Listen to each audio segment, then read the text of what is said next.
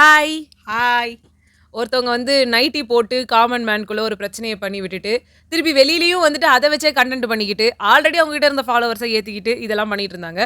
ஓ! அப்ப நைட்டி போட்டா நல்லா வியூஸ் போகுமோ! அப்டின்ற ஒரு நப்பாசையில, நாங்களும் வந்து நைட்டி போட்டுக்கிட்டே உட்காந்து இந்த வீடியோவ பண்ணலான்னு முடிவு எடுத்திருக்கோம். என்னம்மா? ஓகே.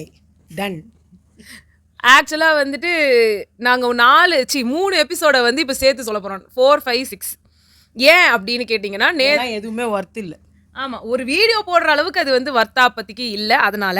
சில பேர பத்தி தான் நாங்க கொஞ்சம் விரிவா பேசுவோம். மத்தவங்கலாம் வந்து கொஞ்சம் போற போக்குல பேசிருவோம். ஏன்னா, அது அவ்வளவா இம்ப்ரெசிவா இல்லன்றதுனால. முதல்ல எனக்கு ஒரு விஷயம் இருக்கு. அத நான் சொல்லிடுறேன். இந்த காமன் மேன் வரும்போதே நான் கேட்ட கேள்வி ஒண்ணு தான். எப்படி நீங்க இவங்கள செலக்ட் பண்ணுவீங்க? எந்த ஒரு சிச்சுவேஷன்லயுமே பிக் பாஸ்க்கான ஒரு கண்டஸ்டன்ட் நீங்க இவங்களலாம் செலக்ட் பண்ண முடியாது. ஒருத்தர் நல்லா சண்டை போடுறாங்கன்னா, அவங்க பிக் பாஸ் கண்டஸ்டன்ட் அப்படின்னு சொல்லிட்டு பேசுற வழக்கம் உண்டு. அப்படி நீங்க உள்ள வந்து அவங்கள அனுப்புறதும் வந்து கரெக்ட்டா இருக்காது. சிச்சுவேஷனுக்கு ஏத்த மாரி யார் நல்லா வந்து அங்க ரியாக்ட் பண்றாங்களோ, அவங்கன்னு நம்ம வந்து சொல்லுவோம். ஆனா, அதுக்கான ஒரு ஷோ வச்சு அவங்கள செலக்ட் பண்ற அளவுக்கு அங்க நீங்க சிச்சுவேஷன்ஸ்லாம் குடுக்கல. ஹெச்ஆர் டீம்ல உட்கார்ந்து வந்துட்டு டெல் மீ அபௌட் யுவர் செல்ஃப்ன்னு சொல்ற மாதிரி உட்கார்ந்து நீங்க கேள்வி கேட்டுட்டு இருக்கீங்க. இத வச்சு நீங்க ஒருத்தவங்க தகுதியானவர்கள், தகுதி இல்லாதவர்கள்னு எப்படி சொல்றீங்க? நீங்க இங்க இருக்கிறவங்க எல்லாரும் ரிஜெக்ட் பண்ணியிருந்தா கூட எனக்கு ரொம்ப சந்தோஷமா இருந்துட்டு இருக்கும். ஆனா, இதுல சில பேர் தேவையில்லாம செலக்ட் பண்ணாங்களே, எனக்கு அதுதான் ரொம்ப வந்து கவலையாவே இருக்கு. அவங்களும் பாவம் யாரோ ஒருத்தரை வச்சு நடத்தணும்ல ஏதோ ஒரு ப்ரோக்ராமு. அந்த இதை வச்சு பண்ணுறாங்க. பட் இவங்க என்னன்னா இவங்களுக்கே ஒரு தெளிவில்லை. வந்திருக்க கண்டஸ்டன்ட்டு தெளிவாக வந்து இன்னும் கொஞ்சம் குழப்பறவங்களாக தான் வராங்களே தவிர யாரும் வந்து ஒரு பொட்டன்ஷியலான கண்டஸ்டன்ஸாக யாரையும் தெரியல. ஸோ என்ன பண்ண முடியும்? வந்ததில் ஏதோ ஒரு 4 எடுத்து பொறுக்கி போட்டு கொண்டு வா உள்ள தள்ளுங்கடா இல்ல அப்படின்னு. எனக்கு என்னன்னா, இந்த நாங்க செலக்ட் ஆகலன்னு சொல்லிட்டு சில பேர் வீடியோ போட்டுட்டு இருக்காங்கல்ல இன்ஸ்டாகிராம்ல. அவங்களே வந்து பயங்கரமான ஒரு இதுவா இருக்காங்க அப்படின்ற மாரி ஃபீல் ஆகுது. செலக்ட் ஆகல மீன்ஸ் நீ வந்து இதுலயே இந்த 50லயே செலக்ட் ஆகல சொல்றவங்க. அவங்களும் உள்ளே வந்ததுக்கப்புறம் என்ன தெரியும்? வீட்டுக்குள்ளே உட்காந்துக்கிட்டு நம்ம கூட வீட்டுக்குள்ளே தைரியமாக பேசுகிறோம். நம்மளே வந்து ஒரு ப்ரோக்ராமில் உள்ள கொண்டு போய் தேவையும் இல்ல போறது. நம்ம போகிறது இல்லை. நான் சொல்கிறது வந்து பொதுவாக இந்த மாதிரி யூடியூப் பண்ணுறவங்கலாம் வீட்டுக்குள்ளே உட்காந்துட்டு பேசுவாங்க. நல்ல வாழைப்பழம் மாதிரி பேசுவாங்க. ஏன்னா அவங்க வேணும்னா கட் பண்ணிக்கலாம், வேணும்னா அதை எடிட் பண்ணிக்கலாம், இந்த அவங்க பேசின ஏதாவது ஒன்றத்தை தூக்கிடலாம். அங்கே அப்படி கிடையாது. அங்கே ரியாலிட்டி எல்லாமே ஓப்பனாக அவங்க சொல்லியே ஆகணும். ஸோ நம்ம இதிலலாம் நம்ம எதிர்பார்க்க முடியாது. பட் என்னன்னா நீங்கள் செலக்ட் பண்ணும்போதே ஒரு விதமான ஒரு சில டெஸ்ட்டை வச்சு தான் செலக்ட் பண்ணியிருக்கணும். நீங்கள் சும்மா வந்து உங்களுக்கு எவ்வளோ ஃபாலோவர்ஸ் இருக்காங்க, நீங்கள் உங்கள் சோத்தில் உப்பு இருக்கா அப்படின்ற மாதிரி கொண்டு வந்து செலக்ட் பண்ணிட்டீங்கன்னா இப்படி தான் இருக்கும். கண்டஸ்ட் நீங்கள் பிக் பாஸ்க்கு செலக்ட் பண்ண மாதிரியே செலக்ட் பண்ணி வச்சிருக்கீங்க. அதுலேயும் வந்து கண்டஸ்டன்ஸ் உருப்படியா இல்லை, இங்கேயும் உருப்படியா இல்லை, அவ்வளோதான். சரி, ஃபர்ஸ்ட் வந்து இவங்களுக்கு பிக் பாஸ் செலக்ட் பண்ணுறதுக்கு இது ஆள் சரியாக தெரியல. ஸோ ஃபர்ஸ்ட் வந்து பர்வீன் பானு அப்படின்னு ஒருத்தவங்க மலேசியாவிலேருந்து வந்திருந்தாங்க. ப்ரொடியூசர்னு சொல்லியிருந்தாங்க, டெவ்யூ ப்ரொடியூசர்னு சொல்லிட்டு. அவங்க வந்து அவங்க கம்யூனிட்டி வந்து ரொம்ப கன்சர்வேட்டிவான கம்யூனிட்டி. இதுலேருந்து வந்து வர்றவங்க ரொம்ப ஒரு அவ்வளோ ஈஸியாக வர முடியாதுன்றது அவங்க அந்த முஸ்லீம் கம்யூனிட்டியை வச்சு அவங்க சொல்லியிருந்தாங்க. எனக்கு பர்சனலாக அவங்க பேசினது நிறைய விஷயங்கள் நல்லா இருந்துச்சு.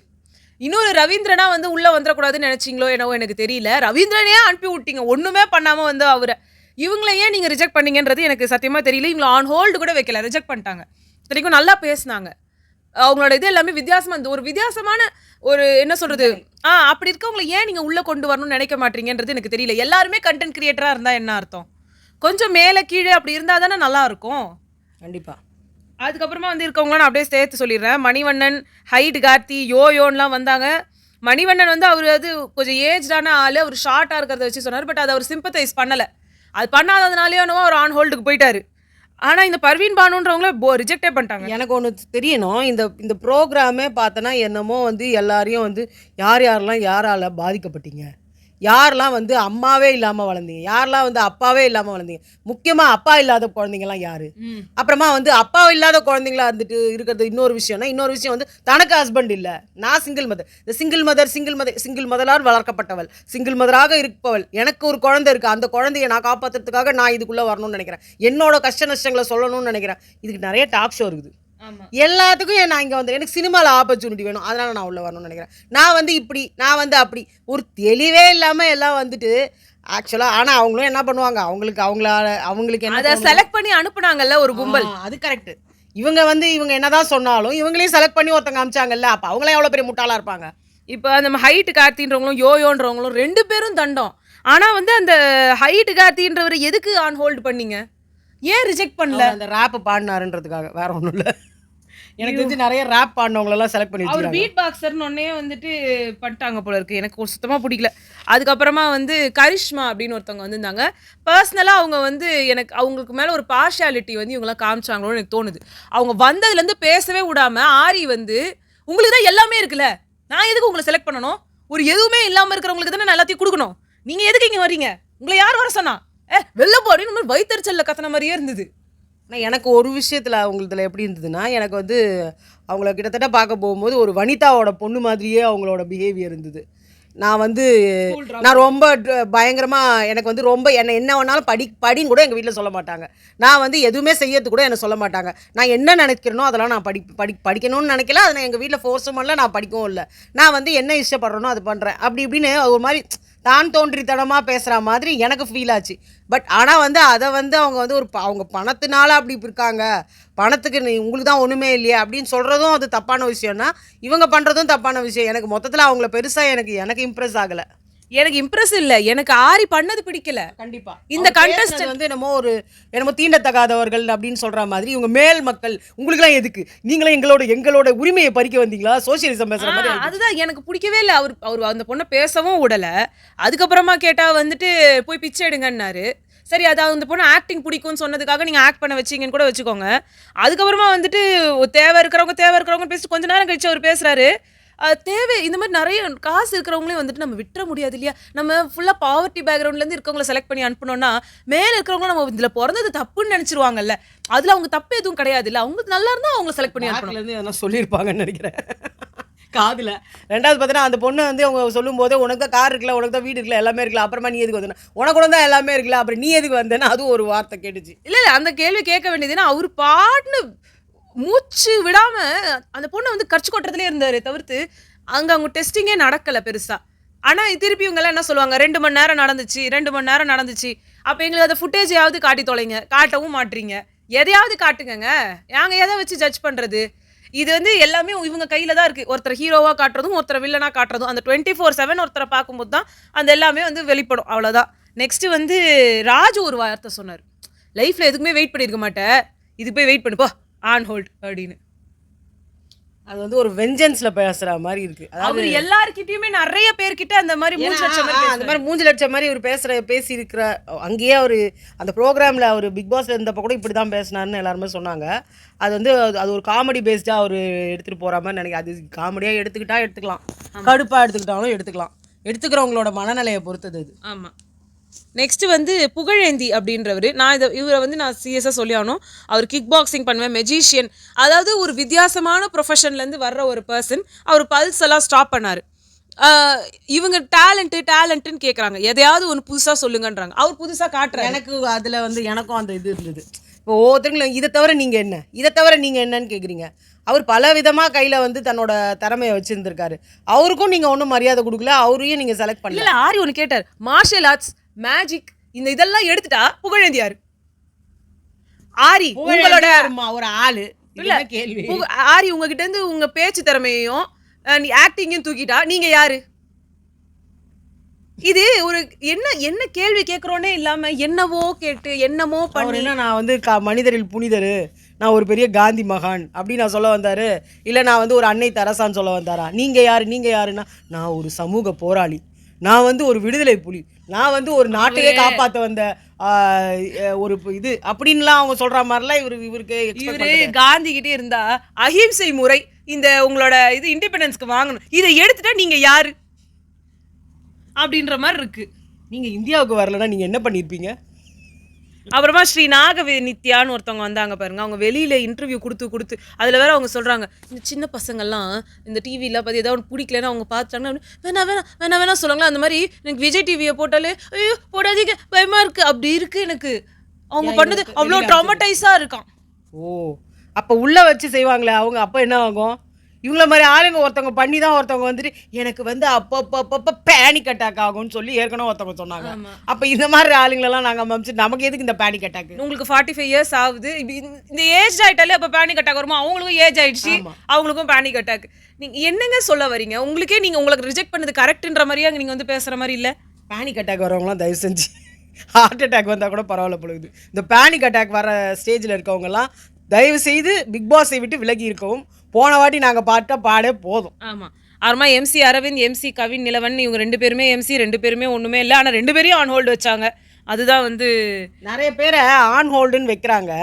அவங்க ஏன் வைக்கிறாங்கன்னே தெரில. அது அவங்கள செலக்டும் பண்ண முடியல, வீட்டுக்கும் அனுப்ப முடியலன்றது தான் ஆன் ஹோல்டு. அந்தளவுக்கு ஏதோ ஒரு இம்ப்ரெஸ் பண்ணியிருந்தால் தான் அவங்கள பண்ண முடியும். ஆனால் நிறைய விஷயங்கள் வந்து நல்லா பண்ணவங்களெலாம் வீட்டுக்கு அமிச்சிட்டு ஒன்றுமே இல்லாமல் வந்து இருக்கவங்களெல்லாம் செலக்ட் பண்ணது எனக்கு புரியல. அடுத்து திவ்யா வேலண்டினா அப்படின்னு வந்தவங்க வந்து இந்த ஷோவை பார்த்தது இல்லைன்னாங்க. அதே மாதிரியே வந்து ஒரு பெண்ணுக்கு வந்து இந்த மாதிரி ஒரு கட்டத்துக்கு வர்றது ரொம்ப கஷ்டம்னு சொல்லி பேசியிருந்தாங்க. அதெல்லாம் ஓகே. பட் அவங்க வந்து ஒரு இடத்துல அந்த ஒரு சுச்சுவேஷனை வந்து கொடுத்தாரு ஆரி. இப்போ ஒரு பேரை வந்து மாத்துங்கன்னாரு, இவங்க வெண்டக்கான்னு வச்சாங்க அந்த கவின் நிலவன்றவருக்கு. ஒரு மாதிரி இன்ட்ரெஸ்டிங்காக இருந்தது. ஆமாம், அந்த சுச்சுவேஷன் கொடுத்து அவர் நாயா பண்ண சொன்னார். இப்போ அவர் எது வேணால் பண்ண வச்சிருக்கலாம் அந்த பர்சனை. நீங்கள் பூனை மாதிரி நடிங்க, இல்லை ஒரு மிருகமாக நடிங்க, எல்லாம் ஓகே. நாயின்னு அவர் அவ்வளோ நேரம் ஒரு மாதிரி கடிஞ்சு பேசி அந்த நாயின்ற வார்த்தையை யூஸ் பண்ணும்போது ஒரு மாதிரி ஒரு வெஞ்சன்ஸ் காமிச்ச மாதிரி தான் இருந்துச்சு. அந்த இடத்துல அவங்க ஸ்டாண்டை நிற்க முடிஞ்சுது, அவங்க பேசினாங்க, நீங்கள் அவங்கள செலக்டும் பண்ணிட்டீங்க. இந்த மாதிரியான சுச்சுவேஷன் நீங்கள் எத்தனை பேருக்கு கொடுத்தீங்க? அதை நிறைய பேருக்கு வந்து அவங்க பேசவே சான்ஸ் கொடுக்க மாட்டாங்க. சில பேரை வந்து அவங்க இவங்க பேச்சாலே அவங்கள அடக்கிட்டு நீங்கள் பேசவே இல்லைல்ல. அந்த படத்தில் ஒரு சொல்லுவோம் தெரியுமா, நான் ஒன்று சொல்லிட்டு நீ பேசாதீங்க, இப்போ பேசுங்க. அவங்க வாயை திறப்பாங்க, ஒன்றும் இல்லை, பேசாதீங்க இப்போ பேசுங்க அப்படின்ற மாதிரி. நீங்கள் பேச்சையே அவங்க கட் பண்ணிட்டு அவங்க வேற என்ன தான் பண்ண முடியும்? ஏன்னா எனக்கு அந்த இடத்துல அந்த மாதிரி ஒரு சுச்சுவேஷன். நான் இப்போ வந்து பிரதீப் ஆண்டனின்ற ஒருத்தர் வெளியில் போவார், அப்பா அர்ச்சனா இதெல்லாம் பேசுவாங்கன்றது ஸ்கிரிப்ட் இல்லை, அது நடந்துச்சு. அட்லீஸ்ட் ஸ்கிரிப்ட்னு கூட வச்சுக்கோங்களேன். அப்படி நடந்ததுனால தான் அவங்களால அவங்களோட திறமையோ இல்லை அவங்களோட ஸ்டாண்டையோ காட்ட முடிஞ்சுது. இந்த இடத்துலையும் இந்த திவ்யா வேலண்டினான்ற பொண்ணுக்கு அந்த ஒரு சுச்சுவேஷன் கிடைச்சிது, அந்த பொண்ணால் நிரூபிக்க முடிஞ்சுது. மற்றவங்களுக்குலாம் கிடைக்கவே இல்லையா அந்த ஒரு ஆப்பர்ச்சுனிட்டி அவங்களோட ஸ்டாண்டை ப்ரூவ் பண்ணுறதுக்கு. அது வரைக்கும் அவங்க பேசுறதும் ஒன்றுமே இல்லை, அவங்க சாதாரணமாக பேசிகிட்டு இருந்தாங்க. அப்போ அந்த சுச்சுவேஷனை வந்து கிரியேட் பண்ணி நீங்கள் ஒன்று பண்ணியிருந்தீங்கன்னா ஓகே. எல்லாத்தையும் நீங்கள் எப்படி நீங்கள் யார், நீங்கள் என்ன பண்ணுறீங்க, நீங்கள் என்ன சாப்பிடுவீங்க, நீங்கள் என்ன இது பண்ணுவீங்கன்னு கேட்டிங்கன்னா அப்புறம் என்ன பண்ணுவாங்க? இதில் வந்து ஓவியாவுக்கே வந்து ஒரு டிஃப்ரென்ஸ் ஆஃப் ஒப்பீனியன் இருந்தது. ஏன்னா ஆரி அவர் வந்து எம்சின்னு சொன்னார், நாயா நடிங்க அப்படின்னு ஆரி வந்து சொல்கிறாரு. அப்படின்னா நீங்கள் தியேட்டர் ஆர்டிஸ்ட்டுக்கு அங்கே ஆள் பொறுக்கல, எதுக்கு நீங்கள் அவர் அப்படி சொல்கிறீங்க? உங்களோட ஈகோ உடையும். அவர் ஈகோ உடஞ்சி என்ன ஆக போகுது? ஒரு இடத்துல உங்களுக்கு வந்து உங்கள் சீசன் அப்போ வந்து அந்த காட்டு மனிதர்கள் அண்ட் ராஜ குடும்பம்னு சொல்லிட்டு கொடுத்துருந்தப்போ கண்ணில் காட்டு மனுஷங்கன்னா என்னது, மனிதாபிமானமே இல்லாமல் நடந்துக்கிறவங்க தான். உங்கள் கண்ணில் அவங்க ஆரஞ்சு இதை எடுத்து அடிச்சாங்க. அந்த இடத்துல நீங்கள் என்ன சொல்கிறீங்க? இங்கே இவங்க சொல்கிறீங்க இவங்ககிட்ட உங்கள் ஐடென்டிட்டியே நான் எடுத்துட்டேன், உங்கள் பேரையே வேறையாக மாற்றிட்டேன். அங்கேயும் உங்கள் பேர் வேற, பாகுபலி அரசுன்ற மாதிரி தான் இருந்தது. அப்போ நீங்கள் வந்து கண்ணில் அடிக்கிறது, அப்போ அவங்க எல்லாமே ராட்சசர்கள், அவங்க அப்படி தான் பண்ணுவாங்கன்ற மாதிரிலாம் இருந்திருக்கணும். இல்லையே, மனிதாபிமானம் வேணாமா, என் கண்ணு எரியுது, என் கண்ணை பாருங்கன்னு நீங்கள் சொன்னீங்க. அந்த இடத்துல எல்லாரும் உங்களுக்காக தான் நின்னாங்க. அந்த மாதிரி big boss is not a movie set. அது ஓவியா கரெக்டாக சொன்னாங்க, இட்ஸ் அ ரியாலிட்டி ஷோன்னு. நீங்கள் என்ன பண்ணணும்னு நினைக்கிறீங்களோ பண்ணுங்கன்னாங்க அவங்க. நெக்ஸ்ட்டு வந்து அடுத்த எபிசோடு வந்துச்சு. அப்போ வந்து மாயாவை ஜட்ஜ் ஆகி ராஜுவை ஹோஸ்ட் ஆக்குனாங்க. எனக்கு ராஜு இருந்த இடம் எல்லாமே ரொம்ப டாக்ஸிக்காக இருந்த மாதிரி தான். இது நல்ல வேலை அந்த சீசனை நான் பார்க்கலன்னு எனக்கு ஃபீல் ஆச்சு. அண்ட் இதில் வந்த ஒரு பயங்கரமான ஒரு பிரெத் ஆஃப் ஃப்ரெஷ் ஏர் அப்படின்ற மாதிரி வந்தவங்க தான் வந்து பேபி பிரபாகரன். சூப்பராக இருந்ததுங்க உண்மையிலேயே. ஏகோபித்த ஒரு கண்டஸ்டன்ட். அதாவது இவங்க தான் வந்து உள்ளே போகணும், இந்த இவ்வளோ பேரில் ஒருத்தர் தான் உள்ளே போகணும் அப்படின்னு சொன்னால் நான் ஃபஸ்ட்டு செலக்ட் பண்ணுறவங்க அவங்கள தான் இருக்கும். பிகாஸ் அவங்கக்கிட்ட எல்லாமே இருக்குது, எல்லா திறமையும் இருக்குது. அவங்க வந்து யாரையும் புண்படுத்தி பேசலை, யாரையும் மரியாதை குறைவாக பேசலை. ஆமாம், யாரையும் வந்துட்டு எல்லாத்தையும் டேக்கிள் பண்ண முடியுது. அதே சமயத்தில் அவங்க சொல்லும் போதே சொல்கிறாங்க, அங்கே நம்ம இப்படிலாம் இருந்துட்டு இருக்கிறதுனால ஒன்று பிக் பாஸ் சொல்கிறாருன்னா அதையும் நம்ம என்ன சொல்கிறாரு, அவர் எதுக்காக இதை சொல்கிறாரு அப்படின்றத நம்ம புரிஞ்சுக்கணும். அதை நம்ம புரிஞ்சுக்கிட்டு சும்மா நம்ம வந்தோம் வெகுலியாக இருந்தோம், நம்ம ஒன்றுமே தெரியாது, எனக்கு எதுவுமே தெரியாது, நான் இது எதுவுமே பார்க்கல அப்படிலாம் சொல்லிட்டு நம்ம பண்ணக்கூடாது. எல்லாத்துலேயும் நம்ம அலர்ட்டாக இருக்கணும். அப்படி இருந்தால் தான் பிக் பாஸ். இல்லை, அவங்க சொன்ன இன்னும் சில விஷயங்கள் வந்து ரொம்ப நல்லா இருந்துச்சு. அவங்க வந்து அவங்க பேர் வந்து பேபி ஷாலினின்றதை விட்டு எல்லாரும் பேபி பேபின்னு கூப்பிட்டு எல்லா இடத்துலையுமே இந்த பேபி ஆயிடுச்சு. அதாவது அது ரொம்ப ஜோவியலாக அந்த ராவா. என் ஹஸ்பண்ட் ஒன்று சொல்லுவார், ஒரு பொண்ணோட பேர் வந்து ரம்யா கிருஷ்ணன் அவங்க ஸ்கூலில் வச்சுருக்காங்க அப்படின்னு. நான் சொன்னேன் ரம்யான்றது பேர் அவங்க அப்பா பேர் கிருஷ்ணனான்னு. இல்லை ரம்யா கிருஷ்ணன் ஒரு ஆக்ட்ரஸ் இருக்கிறதுனால அந்த பொண்ணுக்கு ரம்யா கிருஷ்ணனே பேர் வச்சுக்கிறாங்கன்னு. அது மாதிரி உங்களுக்கு பேபி ஷாலினின்னு வச்சுருக்கணும், இல்லைனா பேபின்னு வச்சுக்கணும். பேபி ஷாலினின்னு ஒரு பொண்ணுக்கு பேர் வச்சாங்க. அந்த பேபி ஷாலினி இன்னைக்கு வரைக்கும் நம்ம பேபி ஷாலினி நான் சொல்கிறோம். இன்னைக்கு எல்லாரும் ஷாலினி அஜித்ன்றாங்க, இல்லை அஜித்தோட ஒய்ஃப் ஷாலினின்றாங்க. அந்த இதுவே இல்லாமல் ஒருத்தவங்களுக்கு பேரை வச்சுட்டு அந்த பேரில் வேற பாதி எடுத்துட்டு இவங்களா ஒருத்தவங்களை கூப்பிட்டுக்கிட்டு கஷ்டம். அதே மாதிரியே ஒரு ஹவுஸ் ஒய்ஃபா இல்லை அவங்க ஒரு முறுக்கு வியாபாரம் பண்ணுறாங்க. அது மட்டும் இல்லாமல் ஒரு ஏஜ்டான ஒரு லேடி, அவங்களே சொல்கிறாங்க ஒரு 36 வயசு இந்த மாதிரி ஒரு மிடில் ஏஜ்டு இருக்கிற ஒரு உமன், அதுவும் வந்துட்டு ஒரு பேக்வேர்டான ஒரு கன்சர்வேட்டிவான ஒரு சொசைட்டிலேருந்து உசிலம்பட்டியிலேருந்து நான் வந்து ஒரு பொண்ணு ஒரு கிராமத்துலேருந்து வரேன்னு சொல்லும் போதும் எல்லாமே அவங்கக்கிட்ட ஒரு பர்ஃபெக்டான ஒரு இதுவாக இருந்துச்சு. எல்லாரும் முனியம்மா செம்ம கண்டஸ்டன்ட், அவங்க வேற லெவலில் பண்ணுவாங்கன்னு நினைக்கிறாங்க அப்படிலாம் சொன்னாங்க. எனக்கு அவங்கள விட இவங்கள பிடிச்சிருந்தது. அவங்களும் நல்லா தான் பண்ணுறாங்க, நாங்கள் அவங்கள இல்லைன்னு சொல்ல வரல. பட் எல்லாமே ஒரு மாதிரி ஒரு ஃபேக்காக தெரியுது அவங்களுக்கு, அவங்கள பூஸ்ட் பண்ணி உள்ளே விட்றாங்க. பட் இவங்க அப்படி கிடையாது, இவங்களை இயற்கையாகவே இவங்க டேலண்ட்டை வெளில காமிச்சிட்டாங்க. அது மட்டும் இல்லாமல் எங்கள் ஹஸ்பண்ட் ரொம்ப சப்போர்ட்டிவாக இருக்காங்க. மற்ற இடத்துலலாம் எனக்கு வந்து என்ன சொல்கிறது, யாரையும் வந்துட்டு புண்படுத்துகிற மாதிரியோ இல்லை அவங்கள வந்து கீழே போட்டோ அந்த மாதிரிலாம் இல்லாமல், இப்போ நிஷாலாம் போட்டு வாங்குவாங்க அவங்க ஹஸ்பண்டை. ஸோ அந்த மாதிரிலாம் இல்லாமல் ரொம்ப இதுவாக வந்து பேசுனாங்க. அவனை என்ன பண்ணுறதுன்னு தெரில, அவனை 4 முத்திட்டு எங்கள் ஆத்தாக்காரி இருக்கா இல்லையா, எங்கள் அத்தைக்காரி இருக்கா இல்லையா, எல்லாரையும் 4 பொத்துன்னு பொத்திட்டு வீட்டுக்குள்ளே போட்டு பூட்டி வச்சுட்டு அப்புறம் தான் நான் இல்லைனா அந்த கிளவி என்னை போட்டு நொய்யன்னுவா. அந்த மாதிரிலாம் அவங்க பேசவே இல்லை. அவங்க என்ன சொன்னாங்க, எங்கள் ஊர்லலாம் இது வரைக்கும் இன்னும் கூட படிப்பறிவுன்றதே இல்லாமல் இருக்குது. காலேஜ் கூட பொம்பளை பசங்களை அனுப்ப மாட்டாங்க, எதுவுமே செய்ய மாட்டாங்க. அப்படி இருக்கிற ஊர் தான் என் ஊர். என் ஊரில் என்ன போய் எப்படி வந்து பெருசாக்குவாங்க. ஆனால் என் புருஷன் ஒருத்தர் இருக்கிறனால அவரு எனக்கு ஆசைப்பட்டதுனால லாஸ்ட்டாக வீடியோ கூட நான் எடுத்து புலம்பிக்கிட்டு இருக்கிறத பார்த்து அவரா எப்பா போய் தொலை அப்படின்னு ஒரு வீடியோ எடுத்து அவர் எனக்கு அனுப்பி விட்டாரு. எனக்கு எடுத்தது கூட நிறைய அவ்வளோவா தெரியாது. ஸோ அதனால் எனக்கு வந்து மூடுக்கு சுடுறது தாங்க அந்த வியாபாரம் தாங்க நான் பண்ணிட்டு இருக்கிறேன். பார்த்துக்கலாம் என்ன பண்ணலாமான்னு பார்க்கலான்னு தான் வந்திருக்கிறேன். இல்லை அதோட இன்னொன்று சொன்னாங்க அவங்க, நீங்கள் ஏன் வரணும்னு நினைக்கிறீங்க, எத்தனை தடவை தான் நீங்களே வருவீங்க, நான் ஒரு தடவை தான் வந்தேன் அப்படின்னாங்க மாயா. உங்களை மாதிரி நல்லா வந்து சினிமாவில் வர்றவங்க எல்லாத்துலேயும் தெரியுறவங்களும் எத்தனை தடவை வருவீங்க, நாங்களும் வீட்டில் உட்காந்துட்டு சொல்லி தானே பாரு அடி கொம்புருவ குத்து அப்படின்னு எல்லாம் சொல்கிறதெல்லாம் உள்ளே வந்து பண்ணணும்ல அப்படின்னு. எனக்கு ரொம்ப பிடிச்சிருந்தது அந்த மாதிரி சீன்லாம். அதே மாதிரி போய் இவங்க எப்படி இருக்க போறாங்கன்றத பார்ப்போம். அவர் வந்து அந்த இடத்துக்கு ஏற்ற மாதிரி நம்ம வந்து மாறிக்கணும்ல, இப்படியே வந்து இருக்க முடியாதுன்னு வந்து அப்ப நீங்க ஒரு பச்சோந்தியா இருப்பீங்க அப்படின்னு வந்து இது மாயா சொன்னோன்னு மாயா சொன்னாங்க ஃபர்ஸ்ட். அப்போ ஒன்று இவங்க வந்து அதுக்கு எப்படி நீங்க பச்சோந்தின்னு பேர் வைப்பீங்க, நேரத்துக்கு ஏற்ற மாதிரி மாறுறவங்க அப்படித்தானே. நம்ம ஒரு இடத்துல இருக்கிறோம், அந்த இடத்துல இவங்க இப்பெல்லாம் பேசக்கூடாது அப்படின்னா உடனே கல்யாணம் பண்ணி கொடுக்குறாங்க. நம்ம வீட்டில் ரொம்ப பொத்திக்கிட்டு அமைக்கிட்டு உட்காந்துக்கிட்டு இல்லைன்னா ஒரே அரகண்டா சண்டை போட்டுக்கிட்டு அப்படி இருப்போம்.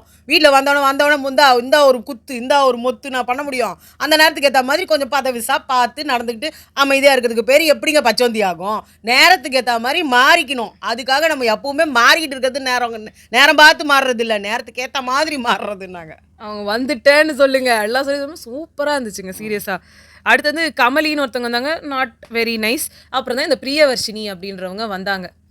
அவங்க இது ஆக்சுவலாக அவங்க வந்து திணிக்கிறாங்க. எனக்கு அது பிடிக்கவே இல்லை.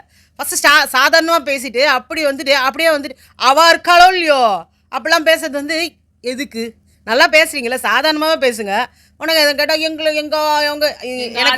எனக்கு கூட ஒரு சேனல் ஒருத்தவங்க இருக்காங்க, அவங்க எங்களுக்கெல்லாம் இப்படித்தான் பேச தெரியும், நீங்கள் உனக்கு கேட்க இஷ்டம் இருந்தால் இருந்துக்கோ, போகிறதானா போய்க்கோ அப்படின்லாம் சொல்லுவாங்க. நான் என்ன சொல்கிறேன், நார்மலாக நீங்கள் பேசிகிட்டு இருந்தீங்கன்னா அது ஒன்றுமே தெரியல. அவங்க சாதாரணமாக பேசினா நல்லா தான் பேசுகிறாங்க. அது வேணும்னே சில பேருக்கு வந்து இவங்க இந்த மாதிரி ஆளுங்களை நம்ம கொண்டு வரணுங்கிறதுக்காக திணிக்கிற மாதிரி இருந்தது. இவங்க வந்து சொன்னதெல்லாம் பார்த்தோன்னா அவங்க வந்து சத்தியமாக சொல்கிறேன்னு வேற ஒன்று சொல்லிக்கிறாங்க. இல்லை இவங்க நிறைய விஷயம் இப்போ ஃபர்ஸ்ட் வந்து ஆரம்பித்தப்போ ரொம்ப ஜாலியாக வர்ற மாதிரி ஆரம்பிச்சுட்டு பயங்கர ஜாலியாக ஆல்ரெடி எல்லாம் கண்டிப்பாக தெரிஞ்சிருக்கும். விஜய் டிவியில் இது தெலுங்கு பிக் பாஸில் ஃபஸ்ட்டு கண்டஸ்டண்ட்டே நைட்டி போட்டுட்டு தான் வந்தாங்க. இப்படி தானே நான் உள்ளேயும் இருக்க போகிறேன், அப்புறம் என்னது இங்கே மட்டும் நான் ட்ரெஸ் பண்ணிட்டு வரணும்னு சொல்லிட்டு தான் அவங்க ஆரம்பித்தாங்க. அதையே டைலாகோட தான் நீங்களும் வந்தீங்க, நீங்களும் பண்ணீங்க. இந்த இடத்துல நீங்கள் உடனே வந்து என்ன பண்ணிட்டீங்க, நான் அதை பார்க்கவே இல்லைங்க, எனக்கு அப்படி ஒன்று தெரியவே தெரியாதுங்கன்ட்டாங்க. அப்புறமா கொஞ்ச நேரம் கழிச்சு என்ன பண்ணீங்கன்னா அம்மா சென்டிமெண்ட்டுக்கு வந்தீங்க. அம்மா இறந்துட்டாங்க எல்லாம் ஓகே, எல்லாருக்குமே அந்த ஒரு இது இருக்கும். அப்போவே எனக்கு அவங்க கொல்லி வைக்கும் போது தான் எனக்கு ஃபோன் கால் வந்ததுன்றீங்க. அப்புறமா வந்துட்டு நெக்ஸ்ட் ஃபோன் கால் நான் கபாலீஸ்வரர் கோயிலில் உட்காந்துருந்தேன் எனக்கு வந்துச்சுன்றீங்க. ஏங்க எல்லாம் முரணா இருக்கு. இல்ல அது வந்து நெக்ஸ்ட் ஆடிஷனா இருக்கலாம். இல்ல அது கிடையாது. அது அவங்க சொல்லும்போது அப்படின்னா சொல்லுவேன்னா கொல்லி வச்சுட்டு இருக்கும்போது தான் பேசுவேடா அப்படின்னு நான் கேட்டேன் அப்படின்றாங்க. அதாவது ஒரு சிச்சுவேஷன் நீங்க வந்து அந்த டைம்ல யாருமே ஃபோன் எடுத்துட்டு போக மாட்டாங்க. ரொம்ப லாஜிக்கலா திங்க் பண்ணணும். ஃபோன் அப்படியே பண்ணாலும் உங்ககிட்ட ஃபோன் யார் கொடுக்க போறா அந்த டைம்ல? அப்புறமா சோஷியல் மீடியா பர்சனாலிட்டி, எனக்கு நான் ஏதோ வளருவேன் அதை வச்சு நான் இது பண்ணேன் அப்படின்னீங்க. கொஞ்ச நேரம் கழிச்சு என்ன பண்ணீங்க, எனக்கு டைவர்ஷன் வேணும், எனக்கு பைத்தியம் பிடிச்சிடும், நான் உயிர் வாழணும்னாலே இந்த ஷோக்குள்ள வரணும்.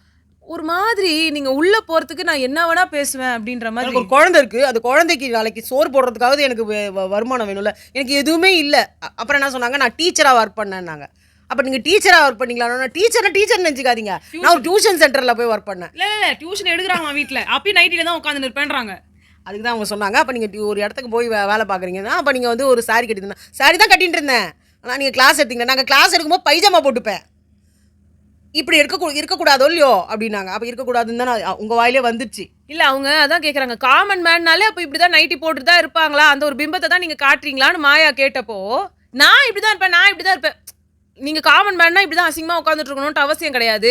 அதுதான் அசிங்கமாக இருக்கிறேன் நான் அசிங்கமாக இந்த பொண்ணு போட்டுட்டு இருக்கிற ட்ரெஸ் மாதிரி எனக்கு போடுறதுக்கு எனக்கு வந்து இது இருக்காது. அப்போ அவங்கள டீக்ரேட் பண்ணாங்க. அதான் அப்ப அந்த பொண்ணு வந்து சொன்னாங்க, இப்பதான் வெளியில வந்து அவங்க சொல்லிட்டு இருந்தாங்க, நீங்களாம் ரொம்ப பிரசன்டபிளா இருக்கீங்க, எனக்கு ரொம்ப அன்கம்ஃபர்டபுளா இருக்கு இதை போட்டுட்டு இருக்கிறதுக்கு. ஆனா எல்லாரும் என்கிட்ட வந்து கேள்வி கேட்டாங்க, நீ ஏன் போட்டிருக்க நாம எனக்கு அட்டென்ஷன் சீக்கர். கரெக்ட். ஸோ நீங்க அட்டென்ஷனுக்காக வந்து அப்படியே சொல்லுங்களேன், I wanted to look different from others சொல்லிட்டு போங்க.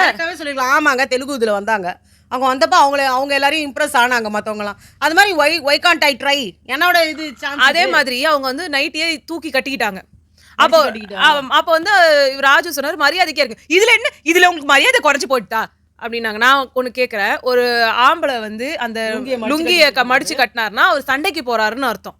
இல்ல அது போறாரோ சண்டைக்கு போல அது செகண்டரியா கூட இருக்கட்டும். ஒரு பெரியவங்களை பார்த்தா அந்த லுங்கியோ வேஷ்டியோ கழட்டி ஒரு மரியாதைன்னு சொல்லி ஏன் சொல்றேன்னா பண்றது தானே அதை நான் ஏன் சொல்றேன்னா, ஒரு ஜட்ஜு என்னதான் அவங்க 3 பேரும் உங்களுக்கு பிடிக்காதவங்களோ இல்லை தண்டமாவே கூட இருக்கட்டும், அந்த இடத்துல உங்களை ஜட்ஜ் பண்ண உட்காந்துருக்காங்க. They are going to judge you. அவங்க எதிரில் நீங்கள் வரிஞ்சு கட்டிக்கிட்டு மடிச்சு கட்டுறீங்க. இப்போ நம்ம வீட்டில் வந்து ஒரு வேலை செய்யும் போது கால் தடங்களாக இருக்குன்றதுக்காக நம்ம மடிச்சு கட்டுவோம், அது வேற விஷயம். அதே வந்து ஒரு சொந்தக்காரங்க திடீர்னு ஒரு பத்திரிக்கை வைக்க வராங்கன்னு வச்சுக்கோங்களேன், நம்ம முதல்ல நைட்டியில் இருக்கிறதே அன்கம்ஃபர்டபுளாக நம்ம ஃபீல் பண்ணுவோம். இதில் வேறு அவங்க இதில் என்ன மச்சிக்கிட்டேன், என்ன எப்படிக்கிற நல்லாக்கிறியா அப்படி சொல்லுவோமா நம்ம? அப்போ என்ன பண்ணுவோம், அவுத்து விட்டுவோம். அப்புறம் வாங்கன்னு சொல்லி தானே சொல்வீங்க. நீங்கள் எல்லாமே வந்துட்டு காமன் மேன்லாம் யாரும் அந்த மாதிரி இல்லை. அதில் கூட இப்போல்லாம் நிறையா அந்த காலத்துலேருந்து திட்டி தீர்க்கிறாங்க. நீங்கள் அதை போட்டுக்கிட்டு கடைக்கு போட்டுக்கிட்டு கோலம் போடுறதும் காரி துப்பி வச்சுட்டாங்க நிறைய விஷயம். இல்லை, நான் இன்னொன்னு சொல்கிறேன். நீங்கள் வந்து I need this as a distraction சொல்கிறீங்க. இங்கே இவங்க பேசினதுக்கே நீங்கள் ட்ரிகர் ஆகி வெளில வந்து அவங்க எனக்கு அப்பாலஜைஸ் பண்ணி ஆகணும், அதுக்கு தான் நான் நிற்கிறேன். அப்போ இதே மாதிரி தான் பிக் பாஸ் வீட்லேயும் கொஞ்சம் யாருன்னா பேசினாலும் வந்துட்டு உட்காந்துருவீங்களா, இல்லை உடனே வெளில கிளம்பி போயிடுவீங்களா? அவங்க தன்னை ஒரு வனிதாவாக உணர்ந்த தருணம் அவங்க அப்படி தானே பண்ணுவாங்க. எனக்கு பிக் பாஸ் இப்போ கேட்டாகணும், என்ன இங்கே சாரி கேட்டாகணும், நான் இல்லைன்னா மைக்க மாட்டேன். அடுத்து அவங்க வந்து அது வேற விஷயம் காட்டுறாங்க, அவ்வளோதான். ரஞ்சித் குமார்னு ஒருத்தர் வந்தார், சாக்ரிஃபைஸ் பண்ணது எனக்கு பிடிச்சதுன்னு சொன்னார். ஸோ நீங்கள் சாக்ரிஃபைஸ் பண்ணிட்டு போங்கன்னு போனார். திருப்பி வந்து எனக்கு புரியல, நான் என்ன பண்ணணும். அவர் பேசினது பண்ணது எல்லாமே வந்து அவ்வளோ ஒன்றும் நல்லா இல்லை. அவர் ஆன் ஹோல்டில் வேணாலும் வச்சிருக்கலாம், ஆனால் அவர் குவாலிஃபைடு. எதுக்கு ஒரு குவாலிஃபிகேஷனுக்கான ஒரு வரைமுறையே இல்லாமல் எல்லாரும் குவாலிஃபைடு. என்னது இது? பண்ண வேண்டியவங்களாம் ஆன் ஹோல்டில் இருக்காங்க, இல்லை ரிஜெக்ட் ஆகிட்டு போயிட்டாங்க. பண்ண தேவையில்லாத ஆள்லாம் போட்டு வச்சிருக்கீங்க. அது அந்த நிவ்யா மாறன் ஒருத்தவங்க வந்துட்டு அவங்களோட அப்பா ஆக்டருன்ட்டீங்க. அப்போ உங்களுக்கு மீடியாவுக்குள்ளே ஏதோ ஒரு விதத்தில் உங்களுக்கு வந்து உள்ளே வர்றதுக்கான சான்சஸ் இருக்குது. உங்களுக்கு ஆட்கள் தெரியும்.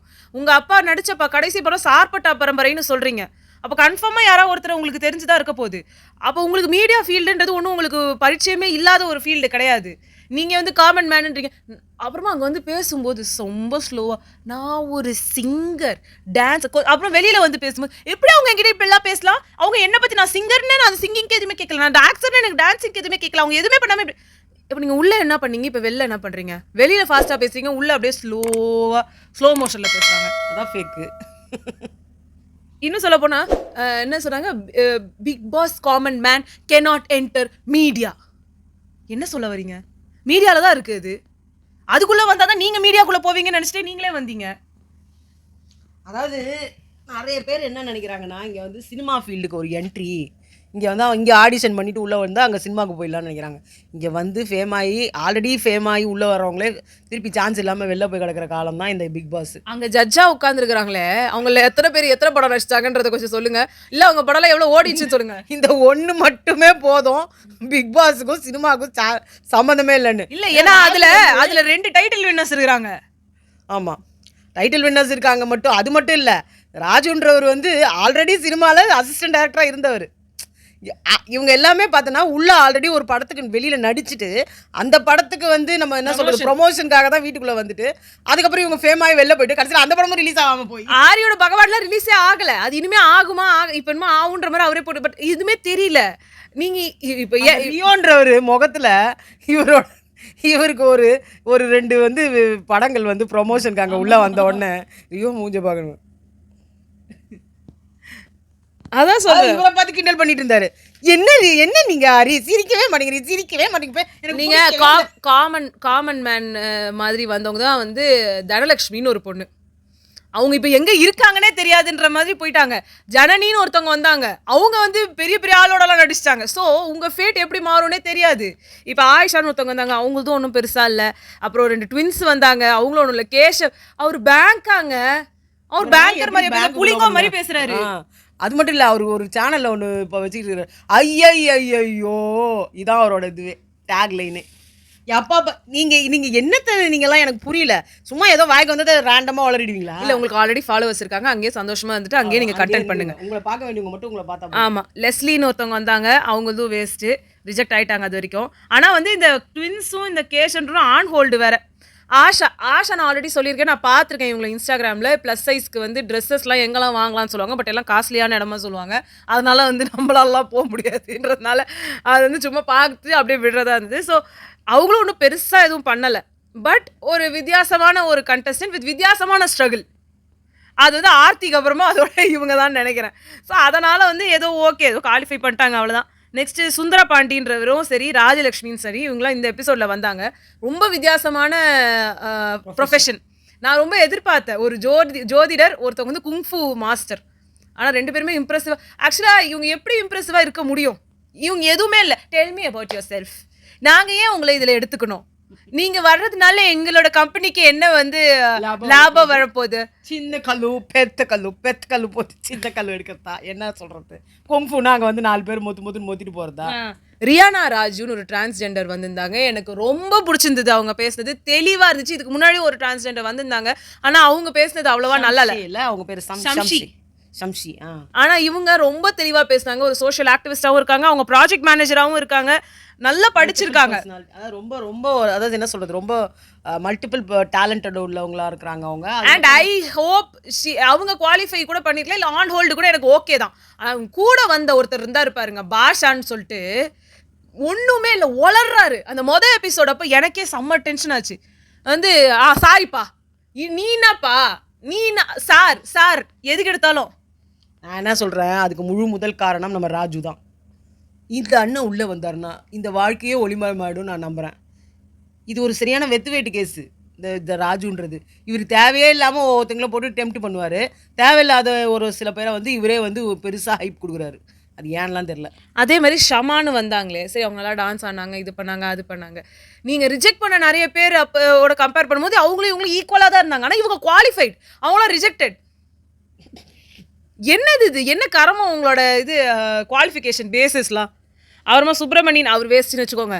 சுகுமாரன்னு வந்தார், அவர் ஆங்கர் மாதிரி, அவர் நல்லாவே பண்ணார். உங்களுக்கு ஃப்ளர்ட்டிங் வேணா அதையும் பண்ணார். அவர் ஆங்கரிங் ஸ்கில்ஸும் காமிச்சார், ஸ்கில்ஸ் காமிச்சிக்கிட்டே இருந்தார். நீங்கள் கேட்ட கேள்விக்கு எல்லாத்துக்கும் பேசிக்கிட்டே இருந்தார், எல்லாத்தையுமே அவர் பண்ணார். ஆனால் ஒன்று, அந்த மேல் ஆங்கர்ஸ்க்கு வந்து இருக்கிற ஸ்ட்ரகிள்னு சொல்லிட்டு ஃபீமேல் ஹேவ் இட் வெரி ஈஸின்ற மாதிரி பண்ணி சொல்லிட்டார். அது அவரோட ஸ்ட்ரகிளை ரியல் லைஃப்பில் அவர் இங்கே படுறதெல்லாம் உண்மையாக இருக்கும். ஆனால் அந்த இடத்துல நம்ம பேசக்கூடாது. ஒரு சில விஷயங்களை தவிர்த்துறது நல்லது. அது வந்து இங்கே மட்டும் இல்லை, உள்ளே போனாலும் அது அந்த மாதிரி ஒரு விஷயங்களை அப்படி பேசி நிறைய பேர் மாட்டிக்கிட்டு அவமானப்பட்டு அசிங்கப்பட்டவங்க தான் நிறைய. ஏன் இவர் நம்ம நிக்சனே வந்து கண்ணா பின்னான்னு பேசினார். அதான். ஸோ நெக்ஸ்ட்டு அப்புறமா அந்த 3 பேருமே வேஸ்ட்டு. மாயான்னு ஒருத்தவங்க வந்தாங்க, அவங்க ஒரு வேஸ்ட்டு. பிரியங்கா பால் ஒன்றுமே இல்லை. ஆனால் அவங்களுக்கு வந்து ஆன் ஹோல்டு. உங்கள் அம்மா 3 வயசு குழந்தைங்க, நான் போக மாட்டேன், எனக்கு கீன்னா வேணும். அது வேறு லாஸ்ட்டாக வேறு எது கேட்டு, உங்களுக்கு 3 வயசு குழந்தை உண்மையிலே இருக்கா? அது வேறு அவங்க போக மாட்டேன்னு சொன்னாங்கன்னா நம்ம ஓஞ்சி 3 பேரும் வந்து கையில் கொடுத்து அடுத்த வாட்டி நாங்கள் உங்களுக்கு எதிர்பார்க்குறோம். இப்போ நான் வரமாட்டேன் சொன்னாங்க தெரியுமா, நான் வரமாட்டேன். நர்மதான்றவங்க சிஏ. எங்க நீங்கள் சிஏங்க?